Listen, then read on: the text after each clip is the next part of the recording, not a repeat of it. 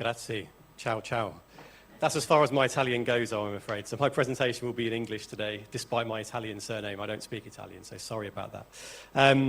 As we've said, my job is really to set up the global perspective to today's results. And then Fede and Matteo are going to talk specifically about Italy.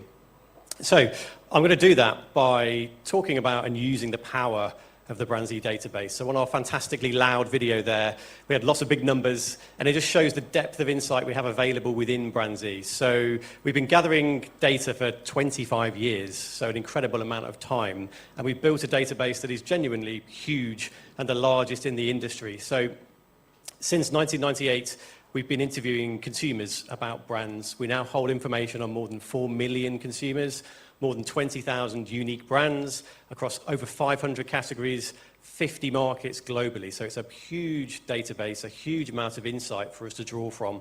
And that's what we're going to do for you today.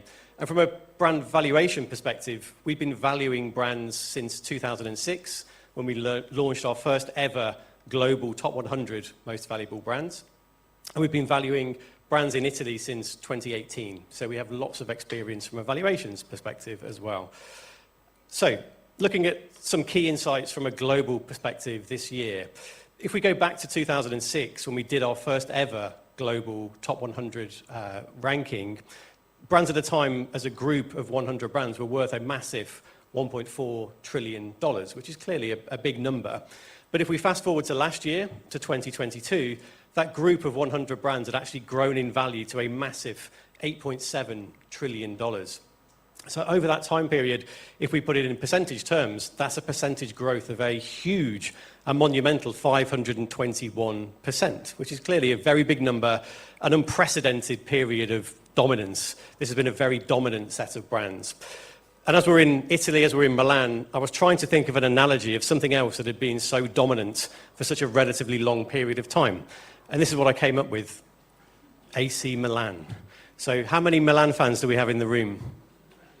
A few. I know Matteo is one. He's a very big Milan fan.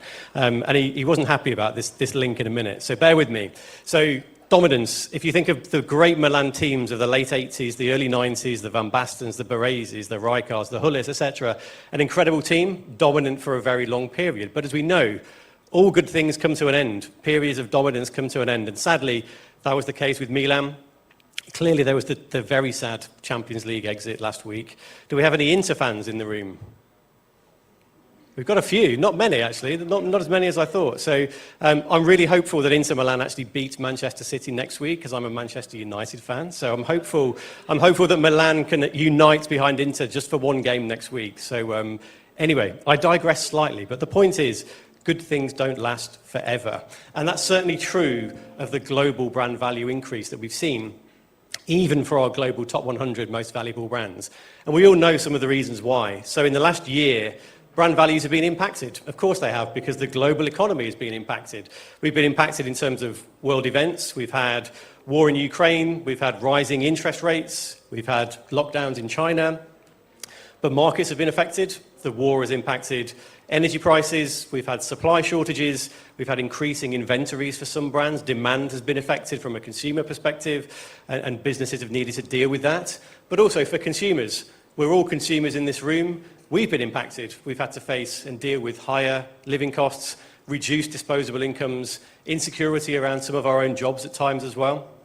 And all of those things dial up to an impact on brands and businesses. We've had price rises, which I've talked about. We've had reduced profitability. And if you add all of those four macro things together, there's been an impact on brand values. And we're releasing our global top 100 again on the 14th of June. When you can access the report and webinar for free, so do please join us for that. But we've seen the same for our global brands. We've seen a decline in brand value this year for all of those reasons. And when we do a brand valuation comprises two factors: the market perspective and the consumer perspective. And clearly, many of those market factors are outside the control of people in this room. They're outside of the control of brand owners, marketers, and marketing teams. But the good news is, when we look at the consumer relationships amongst our top 100 most valuable brands in the last 4 years, they've been very stable, even in the face of this volatility that we've seen globally. So Those of you that have worked with Kantar before may well be familiar with our meaningfully different framework. We talk about 3 key factors as being critical when building a strong brand: being meaningful, being different, and being salient. We index this data based on an average score of 100. And you can see in 2019 in grey, for all 3 of those metrics for our global top 100, these brands were delivering all of those things to high levels with their consumer base. But if we look at the 23 results, we've seen that they're still delivering those things to their consumer base. So what we're really seeing is brand equity has been stable, even though market conditions have been difficult. So good news for you guys is that marketeers are still doing their jobs. Marketing still matters, brand equity still matters, and these brands have retained that strong equity, those strong relationships with consumers. And why is that important? We know why that's important by using BrandZ data again, because we know that strong brands deliver better returns for their shareholders. They deliver dollars for their business. You saw this slide on the video that played earlier. What we did when we launched our first global top 100 in 2006 was we basically took the average share price of our global top 100 brands, and we compared that to the average share price of S&P 500 businesses and MSCI World Index businesses too. And as you can see, the purple line, which is the top 10 brands within BrandZ with the best equity, and our global top 100 in gold, over time have delivered more for shareholders. So we know that brand building matters. But in the last 12 months, you can see that both the purple line and the gold line have nosedive, because we know big businesses, big brands have been impacted by those global macroeconomic factors that I talked about. But what we're starting to understand is actually this year's results are not the exception. The results from the last 2 years have been the exception because the global economy was inflated with this post-COVID optimism. And what we're seeing now is actually a correction of that. So if we look at the growth trajectory since the financial crisis of 2007, 2008, of those strong brands in gold, what we're seeing with this year's results is basically a continuation of that previous trend. As I said, the previous 2 years, the peaks that these businesses and brands have reached, that was the exceptional period. What we're seeing now is a return to normal, and happily, in more recent times, a return to growth. These brands are starting to deliver again for their businesses. And ultimately, brand equity is still delivering much better returns for shareholders, and that's why investing in brand remains important, even in such a difficult environment. And that's a theme we'll come back to in Italy specifically a little bit later. And I also wanted to share a couple of global examples with you before I finish of big brands that are still succeeding despite this challenging environment. One will be very familiar with, I'm sure, Coca-Cola. And Coke's an interesting one because the business as a whole has actually delivered record revenue in the last 4 years. So in the last 4 years, the business's overall revenue has actually grown by a massive 19%, which for a company of that size is an incredible achievement. But Coke has managed to do that off the back of increasing the depth of their relationship with consumers, increasing their brand equity and investing in their marketing and their brand. And their CEO, their global CEO, James Quincey, has been very on the front foot with shareholders in the last few weeks, talking about the importance of investing in marketing as an important growth lever for Coke. And this year, they're pursuing a dual-pronged approach to try and grow their volume share through an affordability strategy by delivering reduced pack sizes in some markets.